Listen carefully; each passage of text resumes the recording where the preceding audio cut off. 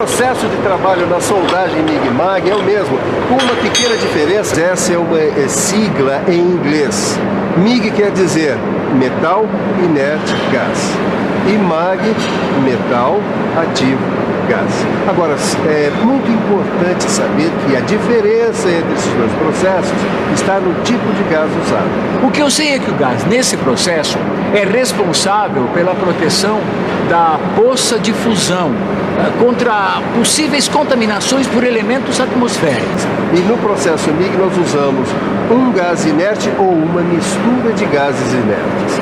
Na soldagem MAG nós usamos uma mistura de gases ativos e um gás inerte, ou um gás ativo simplesmente. O processo MIG de soldagem é mais comumente usado em materiais não ferrosos, como por exemplo o alumínio. Já a soldagem MAG é usada em materiais ferrosos como o aço. Elétrico.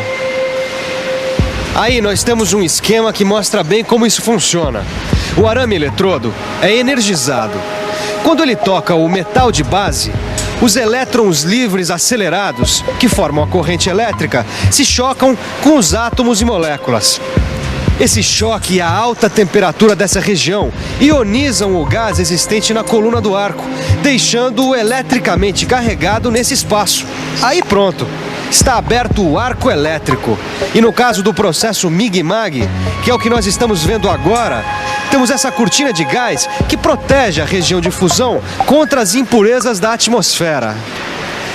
Explica pra gente qual é a diferença entre o processo MIG-MAG e o processo de soldagem com eletrodo revestido. Olha, existem algumas diferenças. No MIG-MAG, o arame eletrodos não tem nenhum revestimento, como esse aqui. E, além disso, ele também é metal de adição. E na hora da soldagem, a poça de fusão é protegida por uma cortina de gás. Outra diferença importante é que a alimentação do eletrodo é feita mecanicamente. Isso garante uma alta produtividade para o processo MIG-MAG. É por isso que esse processo se tornou tão popular na indústria, porque ele é altamente produtivo. Você viu uma bobina com arame enrolado ao lado do soldador? Pois então, no processo MIG-MAG, esse arame é que faz o papel do eletrodo.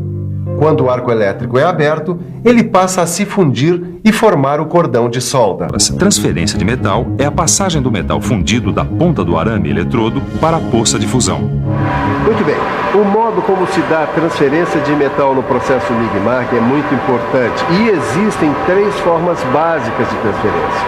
E o que determina qual tipo eu uso? Vários fatores, dentre eles o tipo de gás, a posição da soldagem e a espessura do material escolhido. Esse primeiro modo de transferência é chamado de transferência por curto-circuito. Ele recebe esse nome porque a gota de metal que vai se formando na ponta do arame eletrodo cresce até tocar a poça de fusão, provocando um curto-circuito.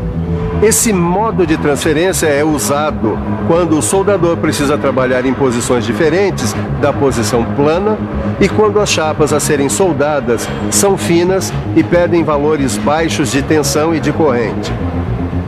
Esse modo de transferência é chamado transferência globular. Como o nome já indica, o arame eletrodo é fundido, transformando-se em gotas de diâmetro maior que o diâmetro do arame eletrodo. Esse modo de transferência é usado na posição plana.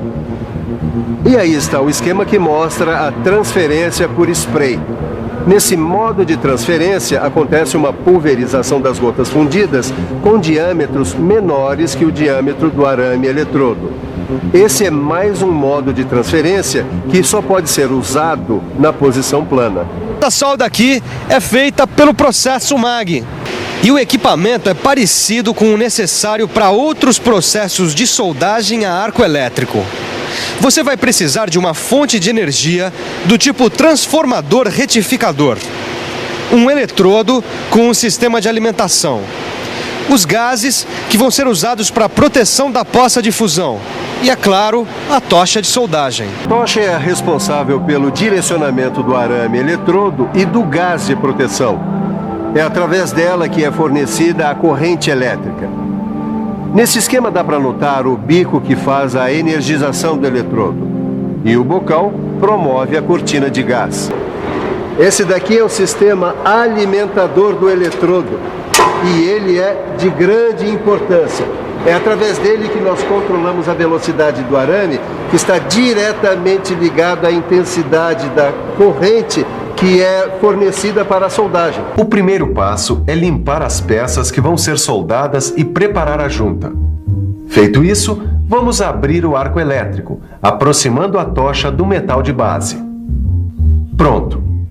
Agora, a gente começa a soldar de verdade. Olha aí a poça de fusão se formando. O cordão de solda e pronto! Mais uma peça soldada. Diferença de uma solda para outra? E olha que o processo de soldagem é o mesmo. Agora, o que faz com que tenha essa diferença toda, hein? Bom, todas as variáveis do processo influenciam no desenvolvimento da soldagem. A combinação dessas variáveis, como a velocidade de alimentação e de soldagem, a tensão, tipo de gás, o comprimento da extensão livre do eletrodo e outras variáveis, determinam o tipo de cordão de solda que você vai ter.